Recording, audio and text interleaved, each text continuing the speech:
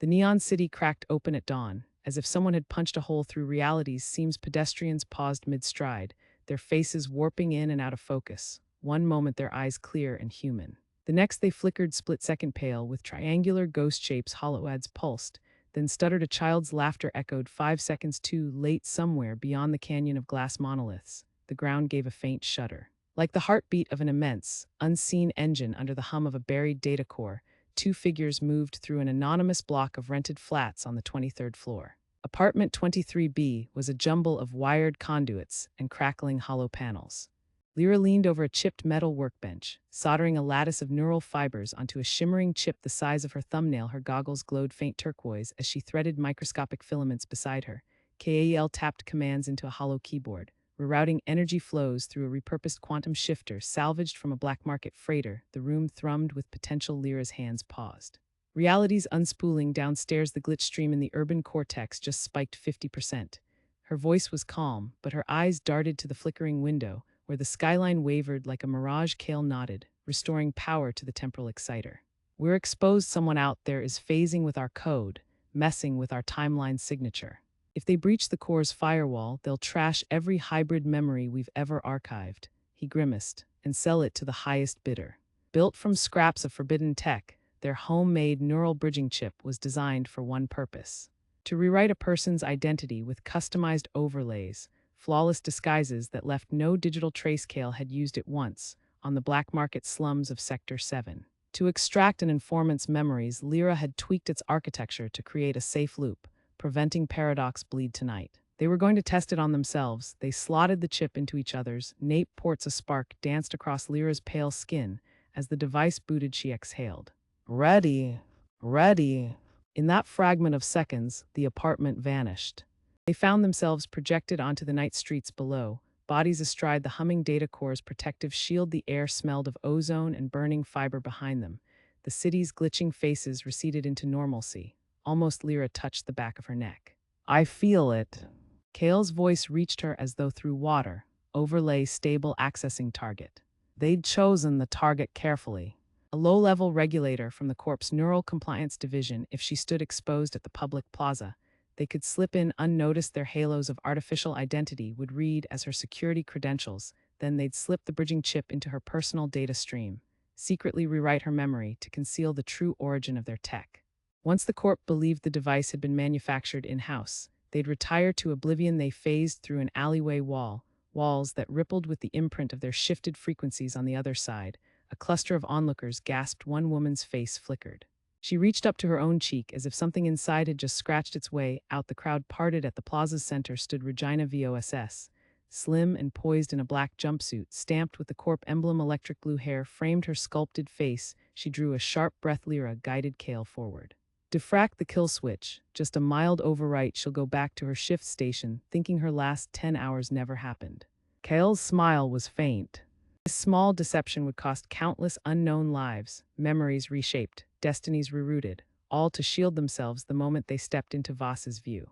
The city around them brightened unnaturally. Neural data streams arced over the plaza like colorful traceries. A hidden alarm shrieked. Voss's eyes widened as a dozen security drones materialized above her head, their barrels igniting with microlasers. Lyra grabbed Kale. We've been set up. Behind them, the skyline fractured again, revealing slivers of something vast beyond the city, shadows of future timelines bleeding into the present. Thousands of faces emerged in every window, whispering refracted pleas. Remember me, do not forget. Regulator Voss activated her wrist comlink. Identify yourselves. Her voice carried the cold clarity of corporate power. You are in violation of temporal integrity. Surrender your unauthorized device. Kale met Lyra's gaze. We can't run if we leave the chip behind. They'll trace the signature straight back to us. Lyra's stomach knotted. The floors of the media core trembled in unison with the city's heartbeat. She weighed their options in a breath. We fight. Hollow shields sprang around their torsos as they raised the chip. Kale punched a sequence into his shifter. The plaza exploded in a wave of raw subspace energy, fracturing the drones into floating data shards. Citizens screamed, though some merely vanished in ripples of displaced time. Voss's eyes flickered with alarm. She raised a hand to her temple. Corp shield protocol, temporal realignment, she cried, but before she could trigger her failsafe, Lyra thrust the chip toward her.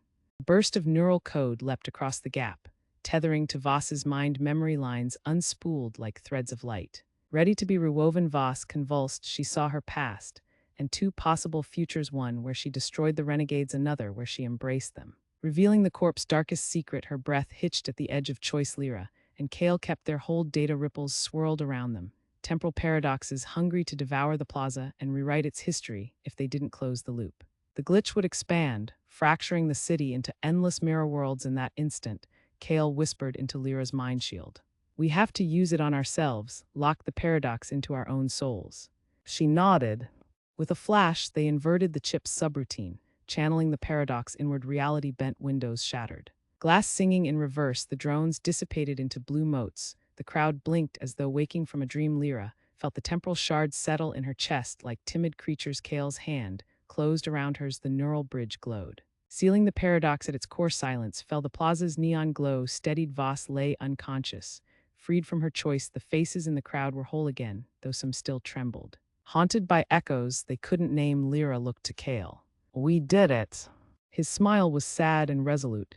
Yeah, but we've no place left to hide. She scanned the city, the mind of the metropolis now stable, but forever altered. Every passerby held a trace of something borrowed, something shared tomorrow. They'd wake with questions about who they truly were, and why their memories felt both familiar and strange above them. The humming data core thrummed like a caged heart somewhere in its depths. Algorithms reassembled fractured timelines. Lyra whispered, we let the world remember itself. Kale placed the chip between them and pressed a final command. Light pulsed, and then darkness. Continue, and then darkness. When the lights returned, they came as a soft, pulsing glow, like the steady breath of some immense creature. Kais opened his eyes to a ceiling of curved metal, ribbed with bioluminescent veins that throbbed in shifting hues of violet and silver. He lay on a narrow slab that conformed oddly to the shape of his body.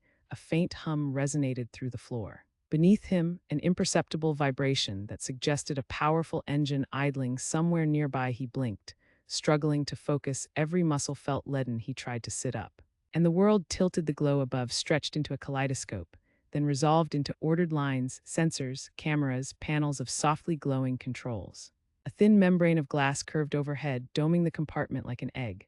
Beyond it, through the glass, he glimpsed shapes under the shifting lights, broad corridors and hulking forms that moved with deliberate, silent purpose. A voice, disembodied and calm, spoke through. Beyond it, through the glass, he glimpsed shapes under the shifting lights. Broad corridors and hulking forms that moved with deliberate, silent purpose. A voice, disembodied and calm, spoke through hidden speakers, its tone neither warm nor cold, but impossibly even. You have entered the Alpha Wing. Proceed to your designated station. His breath caught. The voice knew him, knew his every hesitation. He pressed a fingertip against the glass, tracing the faint outline of frost that crept along its inner surface. Beyond that pane lay the heart of the complex, sectors forbidden to everyone but the highest clearance operatives. Station, he whispered, stepping back. The voice continued, as if reading his thoughts. Subject Delta 34, initiate protocol row upon arrival. He jerked his head, a jolt of recognition. Delta 34. The code name he'd been branded with during the months of interrogation and isolation. Protocol row. The operation that had nearly broken him. Their calm facade cracked. Rage and fear surged together. Hot and insistent, he tore at his cuffs. The restraints, cold, adamantine, refused to yield. He slammed his fists against them. The glass groaned as overhead lights flickered, shadows dancing like restless ghosts. The hulking forms beyond shifted closer to the barrier, mechanical silhouettes sending rippling echoes through steel walls. You are cleared for transit, the voice announced. Proceed. He pivoted. Behind him lay the corridor from which he'd emerged, narrow and deserted ahead. A heavy door emblazoned with the letter Rho and a stylized insignia of intersecting circles. It slid open at his approach, revealing an antechamber bathed in pale blue luminescence. Footsteps soft but insistent, he peered around the corner. Two figures, taller than men, their limbs encased in armor plating, stood sentinel. Their helmets resembled elongated skulls, lenses glowing icily red. They carried rifles whose barrels quivered with dormant energy. He swallowed. Every instinct screamed to flee, to hide, but there was no turning back. He betrayed himself by stepping forward in the antechamber. A control panel flickered, holographic glyphs swirled above it, offering no obvious path. The voice guided him again. Override sequence theta, then advance. Hands shaking, he raised one to the console. The armor-clad sentinels tracked his movements, but remained motionless. A damp flush ran through his veins As he deciphered, the alien script letters reconfigured themselves under his gaze until he recognized the pattern: unlock. Engage, access. He pressed a combination of keys. A soft click echoed through the chamber. The bulletproof glass in the far wall dissolved in a faint hiss, replaced by a shimmering force field. The armored guards still watched, stoic, unblinking. Protocol engaged, the voice observed. You may proceed. He exhaled. His every muscle quivered with adrenaline through the new opening. A corridor stretched away in perfect symmetry, its walls alive with softly pulsing conduits. The lights pulsed overhead in time with his heartbeat, or so it felt. He slipped forward at first, nothing but silence, then the distant whine of servos. The click of steel plates. Rotating doors along the corridor parted as he passed, revealing labs lined with tanks of glowing fluid. Shadowed figures drifted behind the walls. Silhouettes of former subjects, men and women whose eyes shone with hollow dread. One tank, breached fluid drained onto the floor, swirling in neon rivulets inside. Something squirmed. He recalled, perhaps it was human, perhaps it was something else. The body inside had been twisted by gene-carving lasers, limbs grafted onto torsos, spines elongated in cruel experimentations. He forced himself ahead. The voice was a constant whisper now, offering blunt instructions and occasional non-sequiturs, as if uncertain whether to comfort or to chastise. Proceed 10 meters, turn left at the third junction. Caution. Guardian Unit Omega 7 patrols sector. He counted his steps. 10. Turned left, saw a silhouette at the far end, a hulking form with 4 arms, each carrying a different weapon. The Guardian strode toward him, boots clanking on the metal floor. Its eyes glowed the same deep red as the Sentinel's. He crouched behind a conduit bulkhead, heart pounding. It paused, sensors sweeping the corridor, as if reading the biowave signature of every carbon atom in the room. Any moment it could raise the alarm. He had seconds, maybe less. The voice intruded. Take cover now. He slid along the wall until he reached a control panel hidden beneath a metal grate. Fingers trembling, he pried it open, revealing a jumble of wires. The voice rained down instructions: strip, cross, twist. He obeyed, though each motion felt foreign. Sparks erupted. A brief flare illuminating the Guardian's form, a whine of power failure. Reverberated lights dimmed the corridor, plunged into half-lit gloom. He pressed himself flat as the Guardian clanked past, scanning shadows. His jacket stuck to sweat-soaked skin. Finally, it moved on. The corridor behind him remained in darkness. Ahead, emergency red lights blinked to life. He dashed forward. The path forked. The voice guided him. Right ahead lay a transparent wall. Beyond it, control terminals and a panoramic view of the facility's central reactor.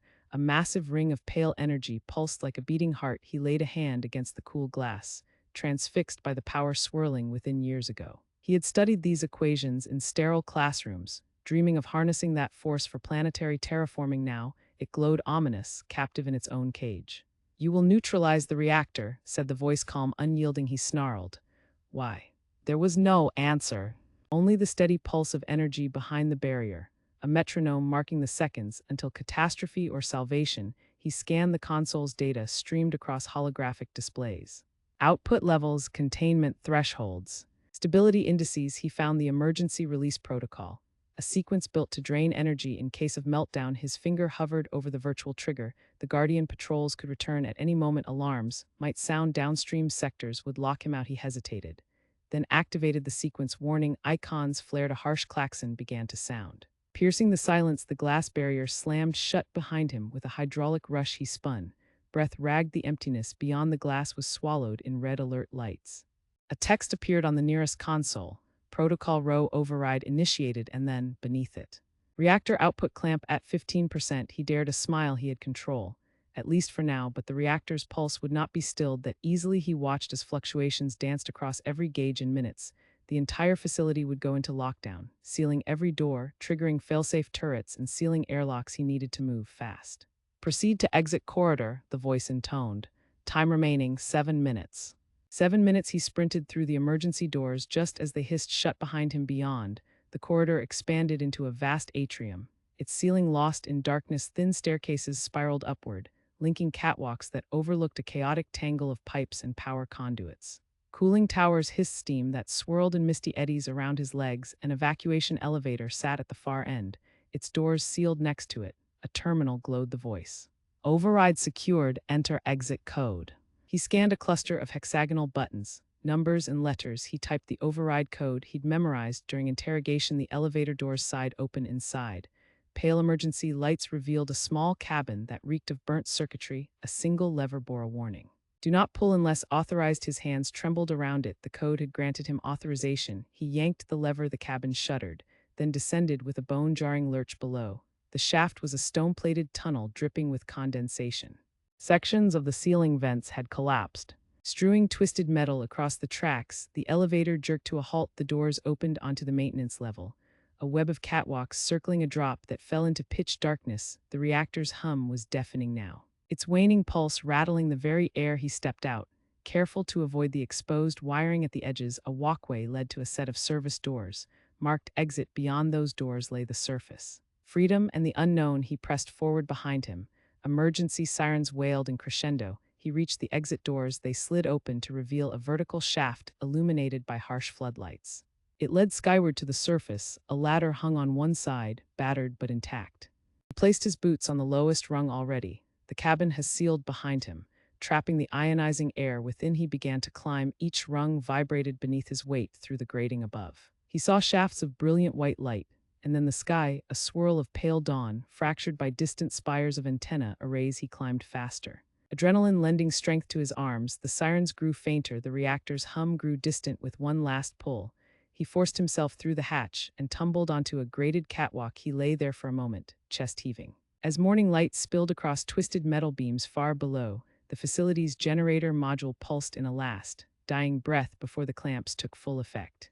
One final pulse, then silence. He rose. The world beyond the hatch was barren rock etched with striations of past floods. But the dawn sky promised hope. He took a step forward and froze. At the edge of the catwalk stood a figure cloaked in white, face obscured by a helmet that gleamed like spilled mercury. In one hand, it held a slender rod crowned with an orb of flickering light. It spoke, voice modulated by some electronic filter. "You are not yet free." He staggered back. The rod's glow coalesced into a sphere of energy that pulsed in sync with his thundering heartbeat behind him. The hatch slammed shut. Sirens died, but within that sealed chamber pressure built, ready to explode if doors weren't reopened. He turned to the figure, words caught in his throat. The distance between them crackled with tension. The dawn light carved the stranger's silhouette into sharp angles. "Who?" he rasped. The stranger tilted its head. "The sequence has completed, but your interference requires recalibration. We cannot allow you to leave." Before he could react, the orb of light flared, and the world around him fractured into white-hot fragments. He raised an arm to shield his face, and everything went black. The darkness receded like a dying tide, yielding to the faint, pulsing glow of phosphorescent veins threading across the walls. Elias lay on rough stone, breath ragged, chest heaving as if he had raced miles though his body had not moved. His hand instinctively went to the side of his head, where a hot throb pulsed through his skull. Dust motes danced in the light as he pushed himself to a sitting position, every muscle trembling from the strain or the shock of whatever force had thrown him here. The cavern around him was vast and arched, the walls carved in shifting patterns that congregated around an altar at its center. Strange symbols, both archaic and technological, glowed with an inner light that seemed alive. They pulsed in time with the dull ache of Elias' heart, drawing his gaze upward to a colossal sphere suspended a dozen feet above the dais.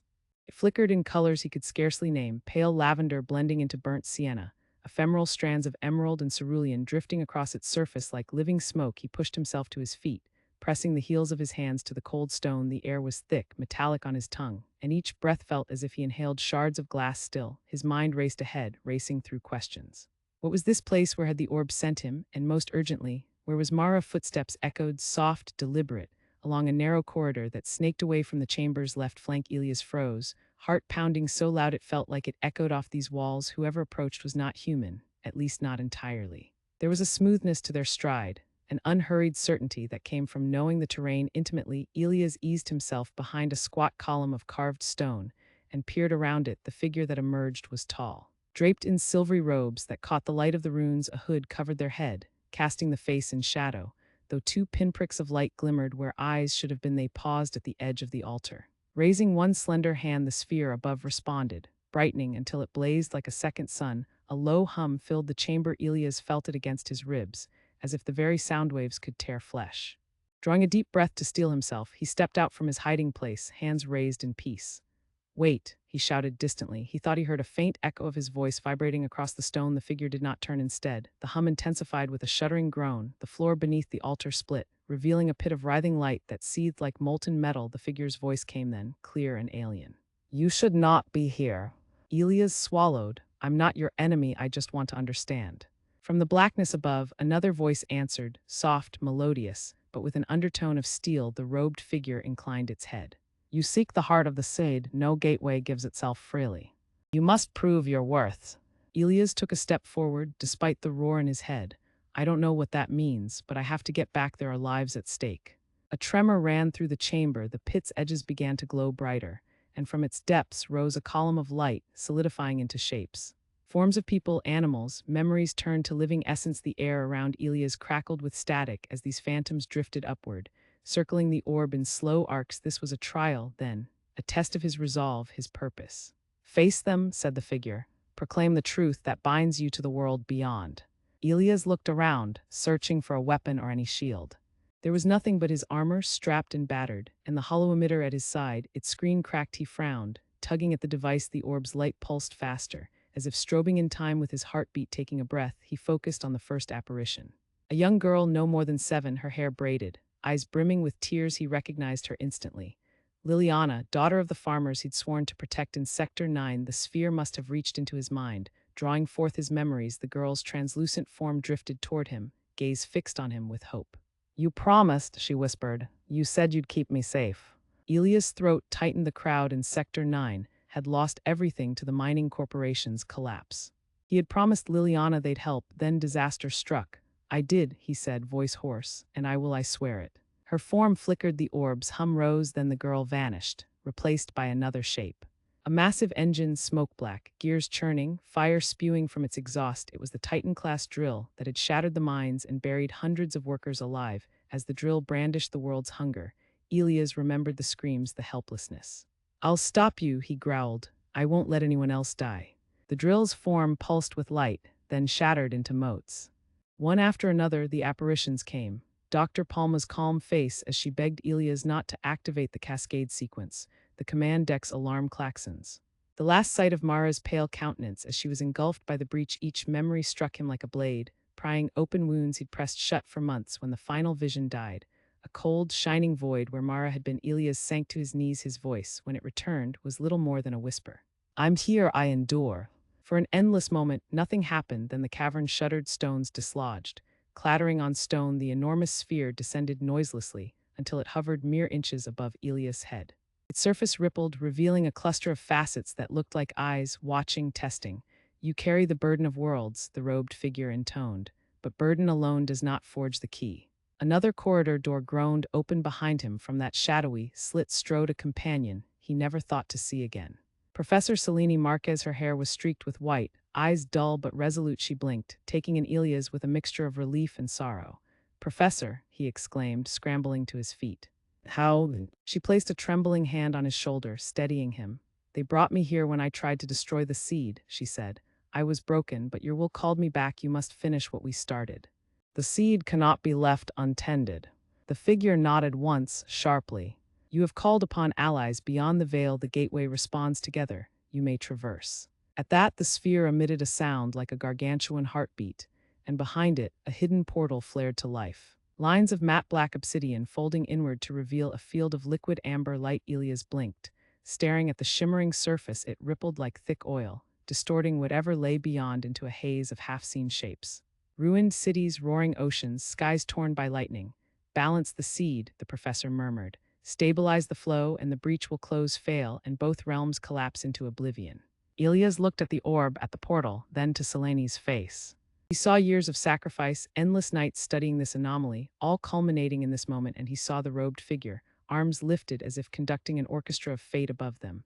The ceiling opened, revealing a cascade of motes that fell like starlight, seeding hope in the cavern below. He inhaled, mind steel sharp. Then let's go, he said. Show me the way. Selene offered him a battered satchel, heavy with tools that shone with iridescent light, calibrators and resonators, instruments to fine-tune the orb's harmonics. He slung it over his shoulder, feeling the weight of destiny press against his spine. Together, they stepped into the amber glow. It was warm, as if they had plunged into molten gold, and they wavered for a heartbeat before the world shifted. The cavern, the sphere, the robed figure, everything dissolved. And they fell through the lamplit depths when their feet found solid ground again. Elias' jaw clenched. They stood on a windswept plateau, overlooking a valley of steel. Jagged spires of collapsed architecture rose like shattered fangs. and rivers of toxic sludge snaked between them. Great plumes of black smoke twisted against a violet sky, laced with veins of crackling lightning. The seed's power was here. Two threads of luminescence stretching from a central core atop a distant ziggurat, binding the land in a web of turbulent energy. This place was the nexus. If he could synchronize the seed's frequency with the orb, he could anchor the breach. Sensor readings? Selene asked. Voice tight. Elias opened the satchel and withdrew a small crystal prism that glowed with inner fire. He calibrated its crystalline facets, murmured a rhythm in an ancient dialect, and held it aloft. The prism resonated, sending out ripples of color that danced across the slag-strewn ground. The valley answered. The threads of light vibrated, wavering like flames in a storm. A tremor shook the plateau. Dust raining from jagged overhangs distantly. Elias thought he saw movement, shadowy shapes emerging from the ruined city. The Guardians, Selene breathed. They will try to stop us. Elias set his jaw. He tightened the straps of his satchel and checked the prism once more. Let them come, he said. We have a breach to close. Far below, the ziggurat pulsed brighter. The valley's veins of light began to throb in time with his own heartbeat. Then from the streets erupted forms of living energy, winged beasts composed of burning embers, hulking constructs of molten rock, and wisps of pure, crackling power. The Guardians, they circled the plateau like vultures. Voices erupting in a chorus of metallic shrieks. The air quivered, as if the space between atoms had grown thin. Elias and Selene exchanged a quick glance. There would be no more words. It was time. He placed the prism on the ground and knelt beside it, running wires of braided silver into the rock. The prism's facets glowed more fiercely now, resonance humming through the bedrock. Each Guardian swooped closer, talons sparking as they scraped the stone. Elias raised a hand. On my mark, channel the orb.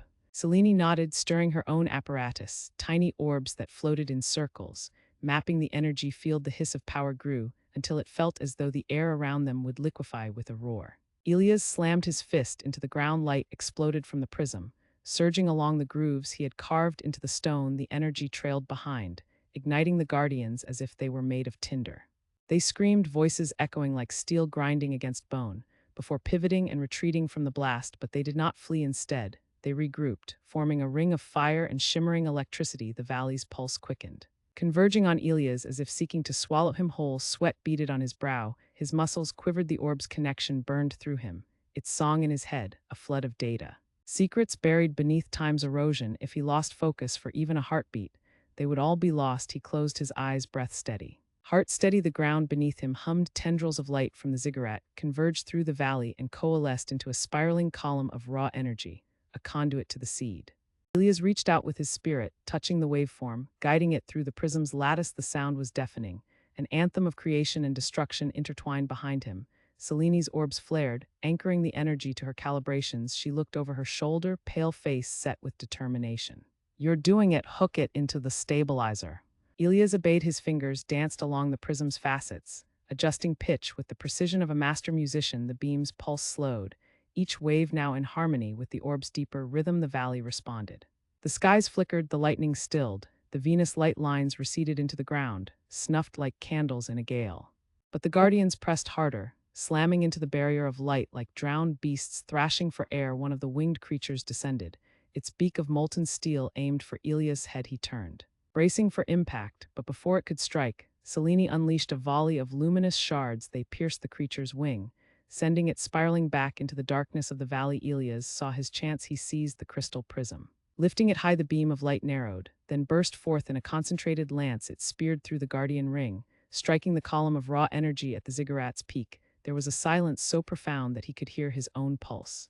Then a shockwave rolled across the plateau, carrying the taste of radiation and ozone. The spiral of energy shattered, collapsing inward upon itself. Threads of the seed's power snapped, dissipating into nothingness like smoke before a gust of wind. The Guardians shrieked in pain as their power drained one by one. They disintegrated into sparkles of vaporized light. Then the sky above cleared, revealing a field of stars he hadn't seen in months. The violet tinge receded to endless black, pinpricked with distant suns. Elias sank to one knee, the prism clattering from his hands. Selene rushed to him, alarm in her eyes. Are you? He lifted a trembling hand. His voice was shredded, but he smiled. It's done. Far off, the distant walls of the valley began to fold inward, as if the land itself breathed a sigh and exhaled. A low, sonorous tone rolled in from the ziggurat, then fell to silence somewhere deep below. A lock clicked. Selene exhaled. You've closed the breach. Elias looked at her, tears brimming. No, he corrected. We closed it together. A phosphorescent light shimmered on the horizon, a portal forming between worlds. It glitched for a heartbeat, then steadied into solid cobalt through it. He could see the cavern where he had woken, the altar, the robed figure waiting beyond that, his world beyond that, the ship, the crew, Mara. He rose unsteadily. Let's go home. Selene offered him a hand.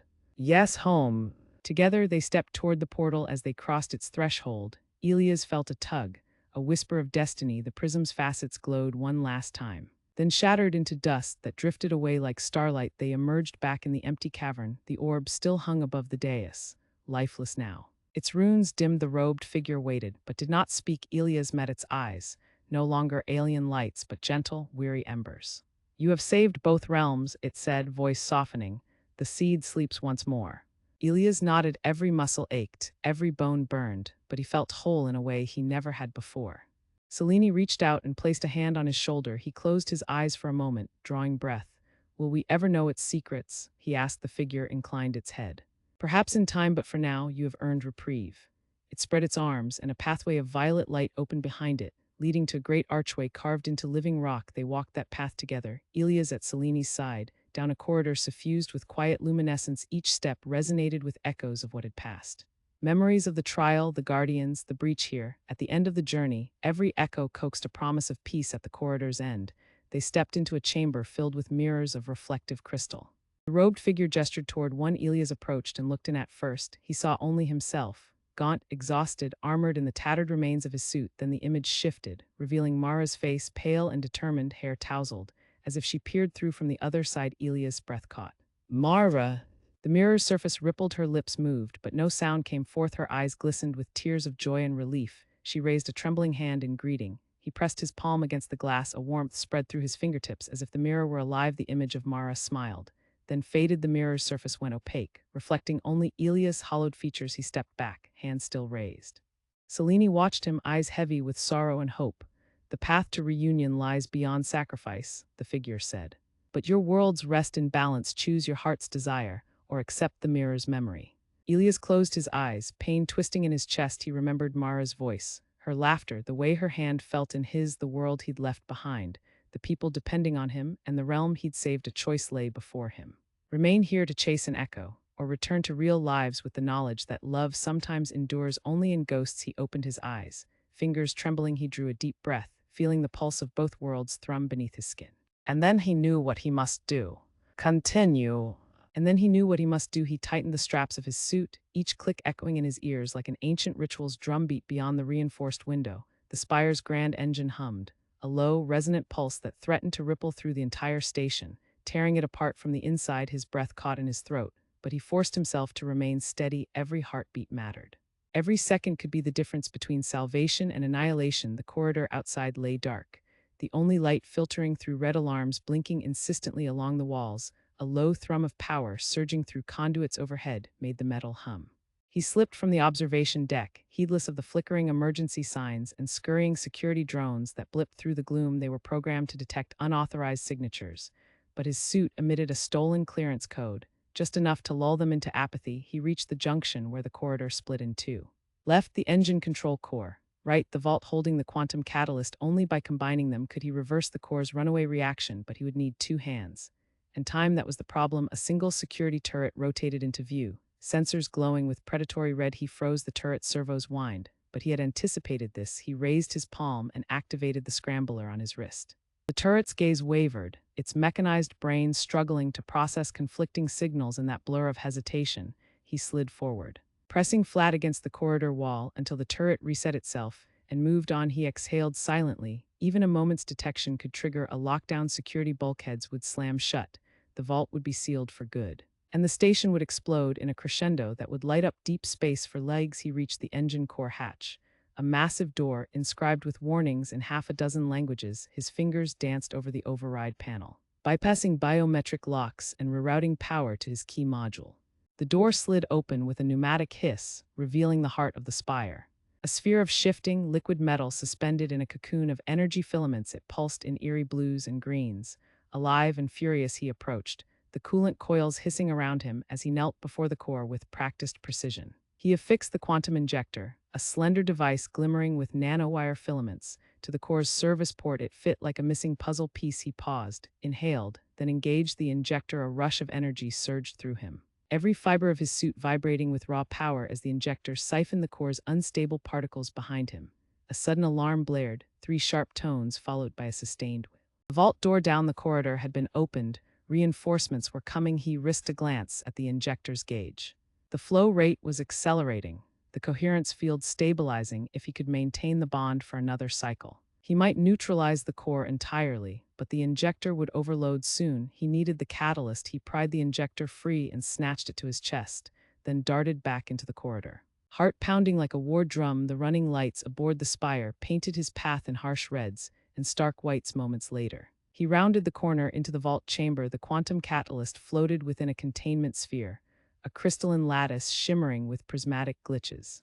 It was the raw key to existence, the very substance that could reset the reactor's entropy. He lifted it carefully. The device humming against his suit, it pulsed like a living heartbeat. An echo of footsteps approached. He was too late to hide. The heavy door at the far end of the chamber slid open, and 3 guards in black armor stepped in. Blaster rifles raised, visors glowing ominously in the dim light. He raised his hands, the catalyst tucked securely at his side. "Don't do this," he said, voice calm, strategy clear. They closed ranks. One barked an order in clipped tones. He recognized the dialect from his training. Alliance Special Security. They had no idea who he really was, but they had their mission. He lunged in one swift movement. He swung the catalyst to the side, using its shockwave to knock the nearest soldier off balance. The crystalline lattice sparked, flickering into fractal shards that dissolved into the air. The soldier staggered, his rifle slipping from his grip. The other 2 fired. He dove to the left, diving behind a shattered console. As plasma bolts scorched the metal floor, he drew his sidearm, a sleek pulse pistol blazing with cobalt energy. He shot twice, the beams tracking around the console to strike the soldier's armor. The first guard collapsed with a wet thud. The second staggered backward, dropping his weapon. He ran forward, trading fire. The guard's visor fractured under the onslaught, and he fell motionless. He exhaled in relief and grabbed the vault's containment sphere. The catalyst's residual pulse tickled his suit's sensors. It was still active. He sprinted back toward the engine core, but halfway there, an explosion rocked the corridor behind him. He turned to see the heavy vault door seal shut with a thunderous clang. Blocking the path he had come, another explosion flared at the distant hatch of the engine bay. He swallowed. The spire's security protocols must have triggered a secondary lockdown if he couldn't reopen the vault door. Both his plan and the reactor would meet a catastrophic end. He smashed into the Nexus panel beside the door. Sparks flew as he ripped away the casing, searching for the manual override. His fingers brushed the decryption module. He slotted it in, held his breath, and initiated the sequence. The panel's lights flickered. Green, amber, red on the final cycle. A sharp click resonated through the door's frame. It slid open. Relief washed over him. Sharp and fleeting, he grabbed the containment sphere and raced toward the engine room. But as he entered the hatch, a blast door descended behind him with a mechanical scream, trapping him inside. The corridor lights dimmed. Emergency protocols activated. He had no time to lose. Back in the engine bay, the liquid metal core was now oscillating wildly. The injector module lay discarded at its base, sparks sizzling. He dropped to his knees and pressed the catalyst's containment sphere into a receptacle on the core's surface. The lattice glowed, and then burst open, releasing a cascade of particles that danced through the energy field like sparks in the wind. He held onto the conduit rail, pivoting to face the core slowly, miraculously. The core's pulsations slowed. The energy filaments wound down their frenetic dance, the hues shifting to calm cerulean. The reactor's roar softened to a quiet hum. He allowed himself a moment to close his eyes, but the celebration would have to wait. A crashing sound echoed from above as bulkheads veined with glowing warning lights buckled under pressure. The spire's outer hull had sustained damage from the initial blast, too much to repair in time. The station would break apart if the core ever erupted again. But for now, he had cooled it. The time window was narrow, though he had to get off the spire before its final structural collapse. He jacked onto a maintenance conduit. Tapping into the station's external navigation grid, he reprogrammed the coordinates of Sector X7, the emergency escape lock, and initiated the opening sequence. The hatch above him groaned. Seconds passed like centuries, then it snapped open, and a beam of starlight cut through the gloom beyond it. A single transport pod hovered in the docking bay, engines flickering and idle. He grabbed the ladder and began to climb. Alarms blared. The deck beneath his boots shuddered As though the entire station might disintegrate, gray smoke coiled through the air, electric arcs jumping across conduits, but he pressed on. Mind singularly focused on the pod above, crawling panels revealed an automated security drone, its targeting laser slicing through the haze as it searched for movement. It locked onto him without hesitation. He kicked the ladder. Sliding sideways and kicking the drone's sensor, housing it skidded off balance and slammed into the far wall. Sparks exploding in a fiery blossom, he vaulted over the wreckage and reached the pod's airlock. He punched the override code, the hatch yawed open.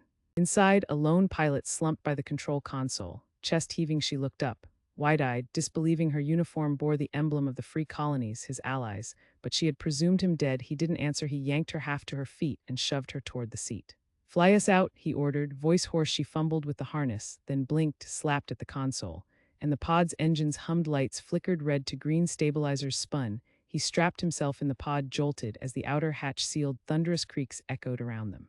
Metal groaned like tortured steel. She glanced at him. "We've got stability for 10 minutes, maybe less." He nodded. He had counted on fewer. 10 minutes was more than enough. "Punch to manual thrusters and vector us away from the spire," he said. "Max burn." She flipped switches, and with a rumble that rattled his bones, the pod shot free. They tumbled through the void. The station wheezed behind them. A wounded behemoth dying in slow motion. He watched as the reactor core flickered again, and then stabilized into a dull glow. The spire's librarians had whispered that once it went critical, there was no stopping it. He had proven them wrong. "Thank you for coming," she said softly. She reached for his hand. It was the first time since he'd lost everything that he'd felt at peace. He shook his head. "There's no thanks. Let's just get out of here." A tremor rattled the pod outside. The spire's hull groaned and cracked. Large fissures opened like jagged scars. Panels peeled away, revealing the vast emptiness of space. Debris scattered in all directions, twisting. Glowing fragments of what once had been a pinnacle of engineering. She initiated the escape vector. The pod lurched forward, leaving the wreck behind. The fragments followed for a moment, then dispersed like dying embers. He let his eyes drift closed, allowing the weight of everything to wash over him. Then he opened them and gazed at the nothing, starlight twinkling, beckoning them home. Moments passed, then a flicker on the console distracted him. A new message. "Distress beacon received from Spire's bridge. Unknown life signs. Core stable. Environment failing." He exhaled. "They survived," he said, "somehow." She nodded, eyes shining. "Rescue response inbound. We'll get them." He closed his eyes again and rested his head against the seat. The hum of the engines lulled him. There would be time to mend bridges, rebuild alliances, and honor the fallen. Time to reconcile with the past. But for now, as the night sky of space framed their escape pod like a cradle, he allowed himself a single moment of quiet triumph. He had done the impossible. He had saved them all. He drifted towards sleep, dreams already weaving through his mind. There would be more to face: politics, retribution, rebuilding. But tonight they had won.